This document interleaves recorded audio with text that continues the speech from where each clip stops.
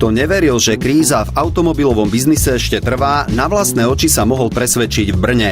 Aj keď usporiadatelia spojili kedysi chýrne a po roku sa striedajúce výstavy Autosalon a Autotek, účasť bola mizerná. Napriek tomu sme tam zaregistrovali exponát hodný pozornosti. Európsku výstavnú premiéru tu mal autobus, naznačujúci novú éru kultúry cestovania.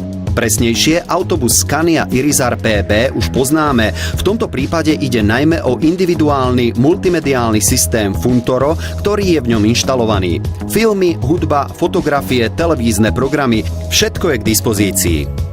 Novými technológiami sme sa rozhodli priniesť novú kultúru do cestovania. Zatiaľ toto riešenie bolo využité len v lietadlách. V dnešnej dobe ponúkame takéto riešenia aj pre mobilné prostriedky, ako sú autobusy, vlaky, kde si každý cestujúci môže vybrať svoj program, kedykoľvek si môže zastaviť daný film, vybere si svoj titul. Proste je to zábava na palube toho vozidla alebo palube vlaku. Nie je to technicky veľmi zložité pre cestujúceho? Sú tam veľké ikony, ktoré už same o sebe navádzajú, čo má vlastne stlačiť, ako to má obsluhovať.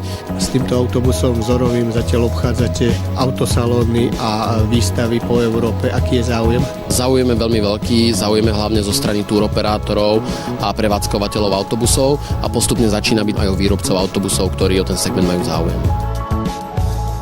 Nový systém pri svojej európskej premiére zaujal nielen bežných návštevníkov, ale aj odbornú porotu, ktorá mu udelila hlavnú cenu Autotek Prix 2010 v súťaži o technicky najzaujímavejší exponát kategórie diely, komponenty a príslušenstvo.